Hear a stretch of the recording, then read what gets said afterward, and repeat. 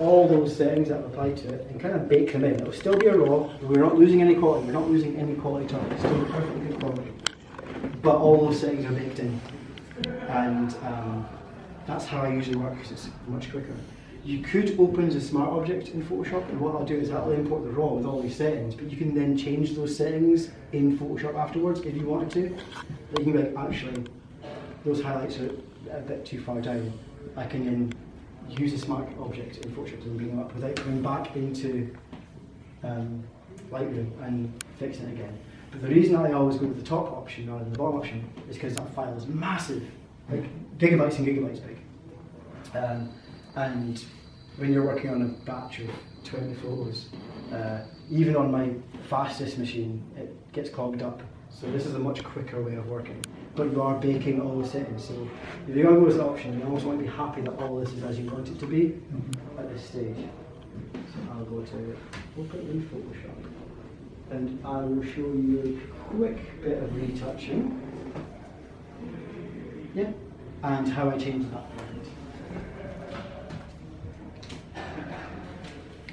So this next bit of retouching, I'm going to go through a whole process. It's going to sound very complicated. Don't worry. It's called the only thing you need to know about this and write down if you want to do this is called frequency separation. Very complicated, isn't it? It's complicated. So it's different from a normal brush. A mixer brush is essentially a smudge tool. For example, I'm smudging all that data around like that. I'm just smudging the colours. So now, when I go to the skin, I can just smudge the skin around. I'll turn the texture backwards so you can see. So what I'm doing is just smudging the skin texture. So what this does is it evens out all the colour. You see, like, this is going very heavy-handed. I'm doing it on purpose for a reason. So what I'm doing is just going to almost Barbie doll Karen's face. And I'm always painting in the shape of the face. I'm not just over the texture layer. Kind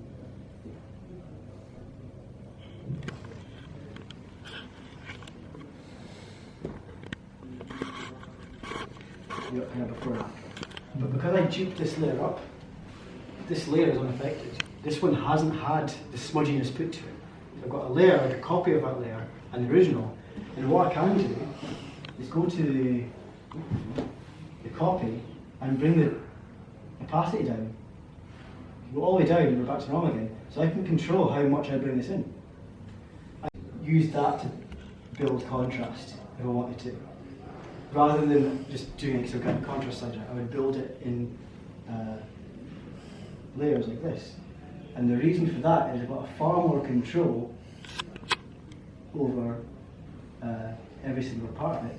But I could also, let's turn it off for now, use curves to bring down highlights in certain areas. So similar to the HSL slider before the target, there's a little finger area here. I can say this skin tone here is too bright.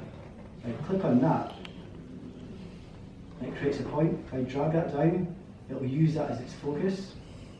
So I'm darkening the skin tones. I can go, okay, I want them to be that dark. But now what I can do, because it's on a curves adjustment layer, is use a mask by painting it black to get rid of it, and only paint it in where I want it. So any little hot spots of skin, I can just paint that adjustment in. Rather than changing the whole image, I can control using adjustments layers where it actually happens. So it's great for like if skin's too bright or a dress is too bright.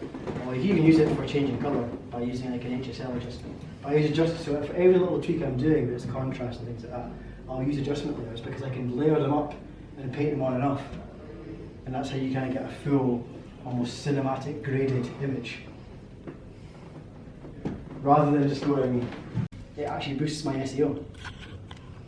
Because my website's mentioned in the keywords. Yeah. The metadata contains all this information. Also, when I put images on my actual site, I didn't do a test, I found it actually by accident. It was amazing how it worked. When I started doing those headshot days, those sort of kind of day-long things, I started adding headshot to all the keywords in all those images. And within the next month, I went from page 10 to page 1 pixels. Just by adding one keyword to there. Because all the photos that were out there underneath it had, but also like, so a design page hasn't rows and ranks, but if you search Edinburgh headshot photographer, I went right to the top because all my images now have headshot written on it. So I'm not the high ranking in terms of photography in Edinburgh in Google, but when it comes to headshots, and I'm not even like a headshot photographer, I do headshots, but there are people in Edinburgh who just do headshots. That's all they do. And they're lower in the ranking system than I am because I use my keywords. So metadata is quite a good thing. So by taking your Photoshop file back into your collection again, you're setting yourself up for better metadata. But if you add your metadata before you take it to Photoshop, it does pass over, but you can keep better. You can keep better tabs on whether it's working and all correct if you just keep working from Lightroom for your exports and imports. And Photoshop is just for your actual edit. So imagine it like kind of thing. You prepare it in Lightroom, take it to Photoshop, save it, when you open Lightroom, it will be there. And then you can continue your exporting process. Rather than exporting from Photoshop, export from Lightroom. Then you're keeping the same system, there's lots of consistency amongst all your images, and the client has a batch of images that is like, okay, these are all the same, I can use these anyway. But that concludes the end of our day. Sorry, the end was an academic one. Any questions to end us off on whether it's on this section or the entire day in